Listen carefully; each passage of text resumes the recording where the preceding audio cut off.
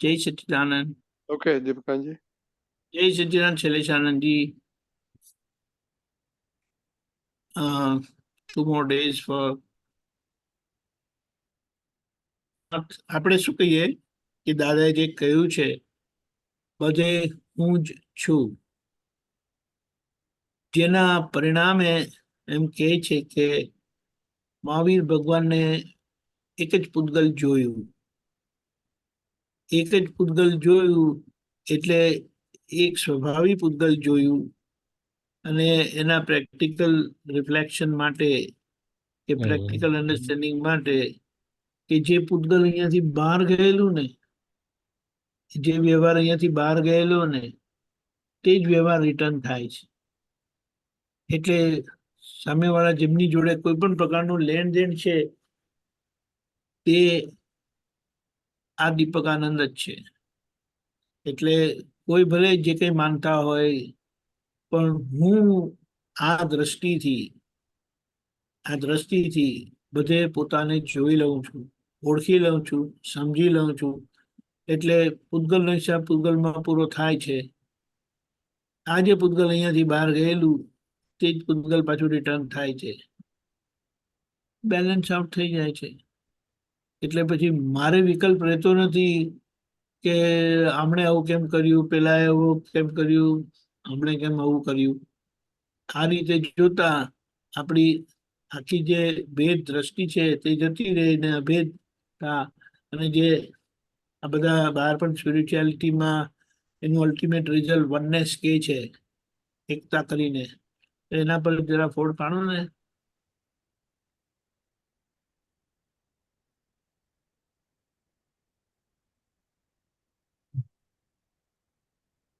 એટલે અભેદ દ્રષ્ટિ કે વનનેસ એ રિલેટિવ અને રિયલ બંને વ્યૂ પોઈન્ટથી, હમણાં આપે જે વાત કરી એ રિલેટિવ વ્યૂ પોઈન્ટથી વાત કરી કે જે પૂતગલ અહીંથી ગયું હતું તે જ, એટલે એ શૈલેષ કે ફાઇલ એકને જે વ્યવહાર સ્પર્શે છે, સ્પર્શના વાળો વ્યવહાર, જે ફાઇલ, જે સંજોગ કે જે ફાઇલ સ્પર્શી રહી છે, તો કે એ શું સ્પર્શી રહ્યું છે? તો કે દીધેલું છે તે પાછું આવ્યું. સંસાર વ્યવહારને સમજવો હોય, દાદા કે છે, તો એક બાજુ એક જ વાક્ય છે, દીધેલું તે પાછું આવ્યું, એનું નામ સંસાર વ્યવહાર. આગળ ચાલીએ તો દાદા કે છે વ્યવહાર વ્યવહાર સ્વરૂપ છે, ન્યાય સ્વરૂપ નથી. આપણી બુદ્ધિ ન્યાય શોધ કરે છે, પણ જે બન્યું તે જ ન્યાય. ન્યાય તો સમજવા માટે છે કે પહેલા આપણાથી કેવો વ્યવહાર થયો છે. આ એક વ્યવહારનું ઇક્વેશન, એક બાજુ તમે જે કીધું સમાધાન.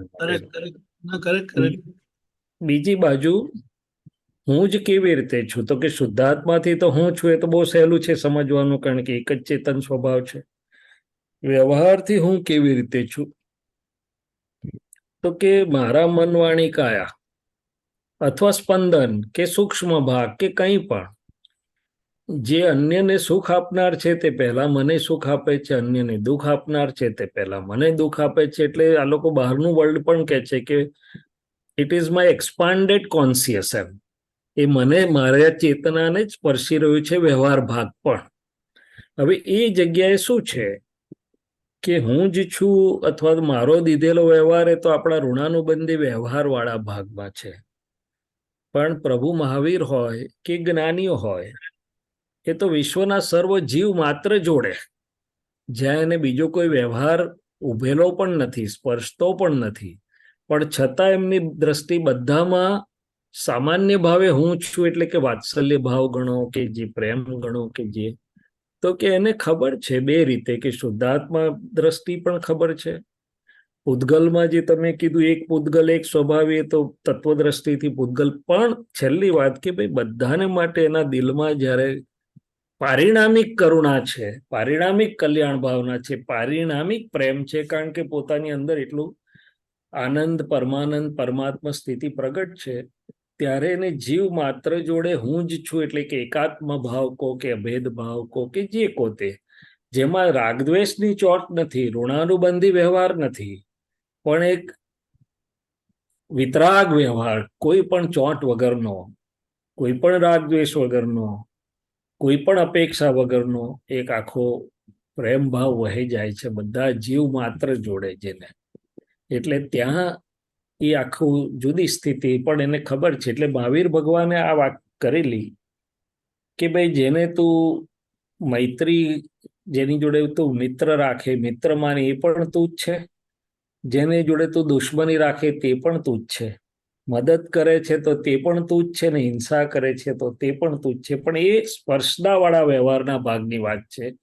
જ્યાં સ્પર્શના નથી, સ્પર્શના મીન્સ ડાયરેક્ટ ઋણાનુબંધી કોઈ વ્યવહાર નથી, ત્યાં પણ મને દ્રષ્ટિમાં જ્યારે એમ રહે કે ના હું જ છું, અથવા તો હું શુદ્ધાર્થ, અથવા તો કરુણા રે, પ્રેમ રે, ત્યારે મને લાગે છે કે પરમાત્માની જે સ્થિતિ છે, કવિરાજે કીધું ને, કોઈ પણ કારણ વગર, નિષ્કારણ વગર, અપેક્ષા તો નથી પણ કારણ વગર પણ દાદાની કરુણા છે. એમ તો કે કયું કારણ? તો કે કલ્યાણનું કારણ, બસ. અને તીર્થંકરોને કયું કારણ? તો કે સૌએ જીવ કરું શાસન રસી, સર્વનું કલ્યાણ હોજો, સર્વને સુખ અને શાંતિ હોજો.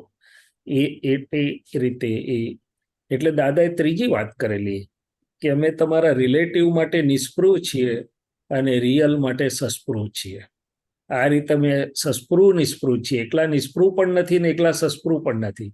રિલેટિવ માટે અમે નિસ્પૃહ છીએ, એટલે અમારે કોઈ એની જોડે, પણ રિયલ વેલફેર એટલે શુદ્ધાત્મા બધાના માટે અમે સસ્પૃહ છીએ. રાઈટ. એટલે આપણે એમ કહેવાય ને કે દાદાએ રિલેટિવ અને રિયલ બંનેનું ઇક્વેશન કમ્પ્લીટ યસ, કરી આપ્યું. યસ, તો જ થાય, નહીં તો થશે, નહીં તો વ્યવહાર અને પ્રયોગ, નિશ્ચય. હા, નહીં તો પ્રયોગ પૂરો નહીં થાય, પ્રયોગ થતો નથી. એટલે મેં કહ્યું રિલેટિવ અને રિયલ બંને અપેક્ષાથી આપણે આને સમજીએ જ્યારે, અને ત્યારે બીજું આપણે કે હાજી, નિશ્ચયનો ઇક્વેશન દાદાએ પૂરો કરી આપ્યો, વ્યવહારનો ઇક્વેશન આપણે એમની આજ્ઞાથી પૂરો કરી યસ, લેવાનો યસ, પુરુષાર્થ. Yes, of course, of course, of course. એટલે આ જે પ્રકૃતિના હજી જે કંઈ નહીં ધોવાયેલા, નહીં જોવાયેલા, કે જે જૂની માન્યતા વાળા ભાગ છે, હવે આજના જ્ઞાનથી ચોખ્ખી થતું એટલું થઈ જાય કે આ બધું આપણને બંને લેવલ પર વર્તે, નિશ્ચય અને વ્યવહારના લેવલ પર બંનેમાં વર્તે, ત્યારે એ કામ થાય. એના માટે એમ પણ કીધું ને કે નિશ્ચય તો નિશ્ચય સ્વરૂપ જ છે, હા, પણ વ્યવહાર નિશ્ચયનું પ્રતિપાદન કરશે યસ, ત્યારે જેમ એ કામ પૂરું થયું. યસ, એટલે ત્યાં એ એક થઈ ગયું કેવા છે. યસ. અને બીજું એક જે દાદા જે કહેતા હતા કે અમારું જે રિયલ સ્ટેટ છે, હાજી, રિયલ દશા જે અમારી જે છે, તો કે એ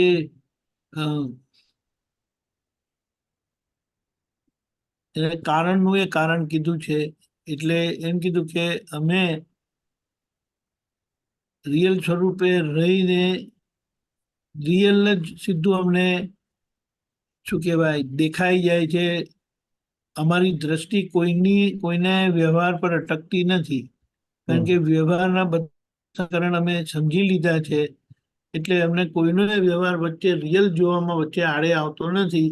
બિલકુલ, અમારે કોઈનું ગમે તે હોય તે ઓળંગી જાય ને સીધો ભગવાનના યસ, દર્શન થઈ જાય. એટલે યસ. અસર થાય ને અમારો પરમાનંદ જાય નહીં, ચિત્ત પ્રસન્નતા જાય નહીં. એ પણ બરોબર. અને સામેવાળાના કલ્યાણમાં પણ એનું પૂતગલ વચ્ચે આવે નહીં. એનો પોતાને તો આવે જ નહીં, પણ સામેનો એમનો જે કલ્યાણનો વ્યવહાર છે એમાં એમને કોઈનું પૂતગલ વચ્ચે આવ્યું નથી. વન સાઇડેડ આપણે કહીએ ને, વન કારણ કે સાઇડેડ કલ્યાણ. હા, એટલે પૂતગલને ના દ્વંદ્વ ભાવમાંથી મુક્ત થઈ ગયા.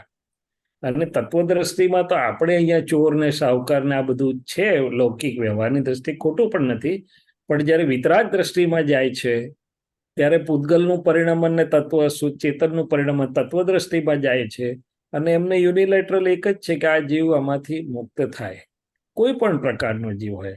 અને તીર્થંકરો હોય કે આ હોય જ્ઞાનીઓ, એને એવું નથી કે આ સાતમી નરકે જેલો જીવ હવે મોક્ષે નહીં જઈ શકે. ના, એ અવસ્થા છે. અને પેલા શુદ્ધાત્મા ઉલટાનું એ કરે તો આમાંથી મુક્ત થાય એમ. એટલે ત્યાં તત્વદ્રષ્ટિમાં પરિણમી ગયેલા છે ને. એટલે બહુ જ અનકન્ડિશનલ કમ્પેશન. Yes, unconditional. એ બધા પરિણામિક છે. અનકન્ડિશનલ કમ્પેશન કો, વનનેસ કો, એ બધું પરિણામ સ્વરૂપે ઉત્પન્ન થાય છે. કયા પરિણામ હા સ્વરૂપે ઉત્પન્ન થાય છે છે? છે તો કે આ જ્ઞાનની જે એક બાજુ જ્ઞાનની સ્ટેટ તત્વદ્રષ્ટિને, અને બીજી બાજુ પ્રકૃતિ એ પ્રમાણે શુદ્ધ થઈ ગઈ, એટલે કે દ્વંદ્વ ભાવોમાંથી નીકળી ગઈ બધી. એ બધામાંથી જ્યારે નીકળી જાય છે, એટલે દાદા ભગવાને બીજું એક વાક્ય કહ્યું હતું કે દેહ હોવા છતાં પરમાત્મા ઉઘાડા અનુભવાય. દેટ મીન્સ પ્રકૃતિમાં કોઈ પણ એક પણ પરમાણુ એવું નથી રહ્યું કે પરમાત્માના ને અનુભવાતા આવરણ આવે કે રોકે. એટલું જ શુદ્ધ થઈ ગયું પૂતગલ પણ, એમ રાઈટ ટ્રાન્સપરન્ટ. બહુ અદભુત દશાઓ હોય છે આ બધી તો જ્ઞાનીઓની. એટલે કે સ્પર્શે તેની જોડે પણ વ્યવહાર ત્યાં દીધેલું છે તે પાછું આવ્યું, પણ જ્યાં નથી સ્પર્શના ત્યાં કલ્યાણ ભાવથી આખી આ એક દ્રષ્ટિથી આખું ચારે ગતિના જીવો જોડે એમને તો પાછું હોય ક્યાંય પણ નહીં. Right good. જય સચિદાનંદ.